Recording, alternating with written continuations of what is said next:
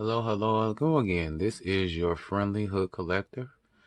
Again, I live in the hood. I collect action figures. And today I am bringing you the long-awaited Age Marvel's Apocalypse from the Age of Apocalypse. And this came out, I believe it was actually the end of, but want to say the beginning of October, so like maybe a few days ago. Because I think I got it Tuesday. So I got it kind of early. And this is my cocktail for the evening, a little Jack Daniels. So we're gonna take a look at this package, and I do have a few gripes, but I'll go over those later. Okay, you have the Apocalypse on the side. You have the Apocalypse on the back with the actual skull in his hand, and it says Apocalypse launches an offensive against humankind in pursuit of a world where mutants rule and only the strong survive.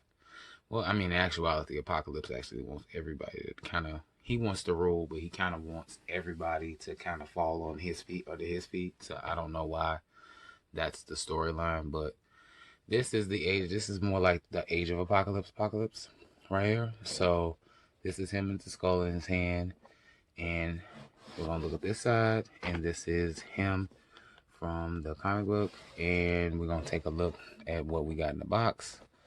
And what we got in the box is actually a extra hand. We got a skull, and we got the extra face. This face that was on the back of the box. This one, he's kind of in his maniacal laughter phase right here. So we're going to take a break, and we're going to come back, and we're going to take him out the box. Okay, and we are back, and we have the figure out of the box. And we're just going to take a look at it. He comes with an extra head. He comes with a skull that he holds in his hand. And he comes with an extra fist where you can actually pull this hand actually out. Okay, so we're going to take a closer look at him.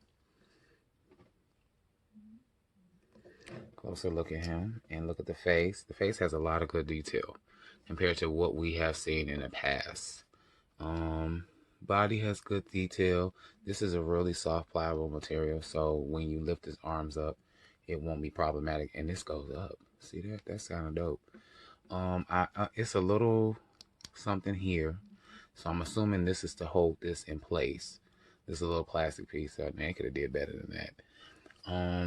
We're looking at the back. Sculpt is good. Body sculpt is good. Boot sculpt is good. Once again, this is Apocalypse. I'm believing from the Age of Apocalypse more so than the standard mainstream X-Men. Okay, so we're going to go into the articulation. We're going to look at the head. The head only goes so far. It goes up. It does go up. And this thing, as I stated, is on there with like a rubber band or something, a rubber piece, something. He has bicep twist. He has a single jointed elbow, which doesn't really go up that much. He has a wrist twist. He doesn't have any other twists up in there. The arm goes up to about there. Arm goes up to about there. Oh, shoot, I don't want to break them. Arm goes around, can go around. Same thing over here. Twist, twist, twist. Single jointed. This goes up a lot more. It seems like there's a lot more space here than over here. Twist, twist, twist here. Ab crunch. And it's really loose, actually. Waist twist. Upper thigh twist. Double jointed knee, which is actually kind of dope for a figure this size. Just gotta fight a little bit. Twist, twist. Legs go pretty far apart. Okay, and ankle forward and back, and it's got a pivot right up in there. Pivot up in there, and also a calf twist. Okay, so we went over the articulation, so we're gonna start playing with the actual things that come with it. So we're gonna put this cape on him and see how it looks. It actually fits into these two little peg holes up in here. It fits on there. There it is. There we go. And he's kind of heavy, so he doesn't really stand up all that well by himself. Okay, and we're gonna bring up the picture where he kind of stands up on his own, but I can't get him to stand up on his own. Okay, so we got this skull, and we got the picture. So we're gonna do a few complaining points. I don't like this thing around the neck that he actually has, and let's see how this head works. How this pops off. Okay, that popped off pretty easy in comparison. It goes on pretty easy. Okay, all right. That's pretty good. That's pretty good.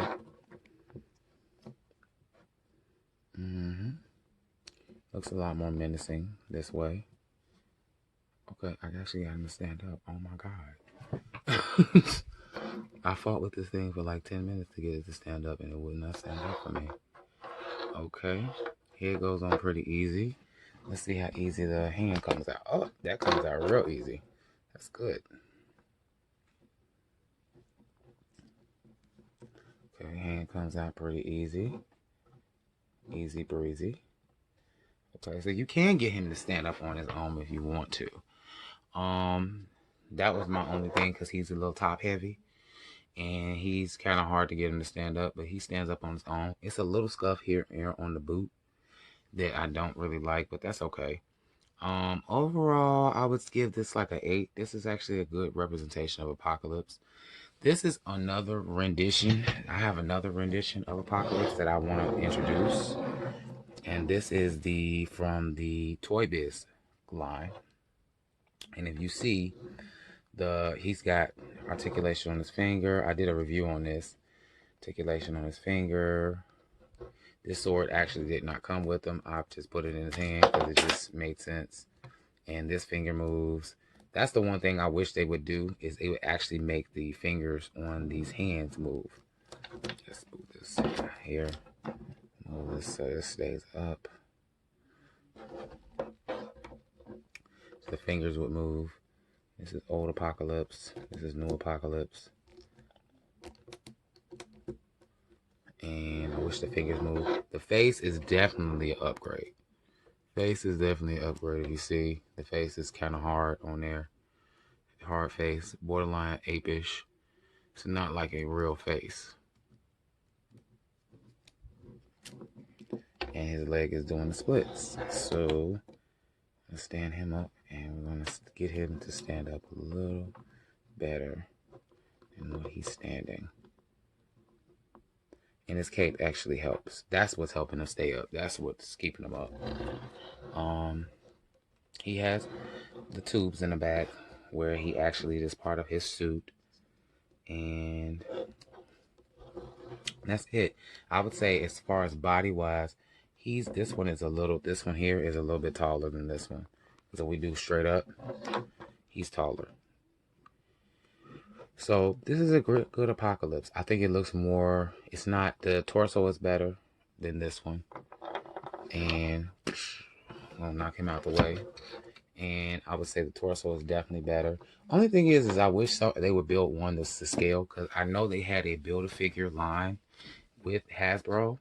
And I was going through some of my stuff, and I saw this figure. And this sucker is a big-ass Apocalypse right here. See what I'm saying? Compared to this is a big-ass Apocalypse. And I know it's kind of yellow, but it's been in a box in my basement for a while. But this is a big-ass Apocalypse. I need them to do something like this. As I was looking at the Build-A-Figures, and I think this is the same size as a Build-A-Figure. But as I stated, Hasbro had this one, that was solo. So basically, I have two Apocalypses.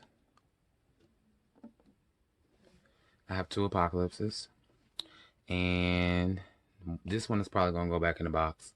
This one is going to be my main display because I like this because the fingers move. The hands move. And this is the one I've had out for a while. So that is Apocalypse, a new from the Marvel Legends line. It just came out this month. and just let me know what you think.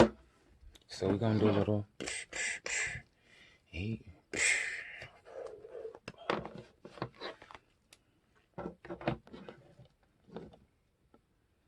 This is the Hood Collector out. Ghetto Geek, Hood Freak.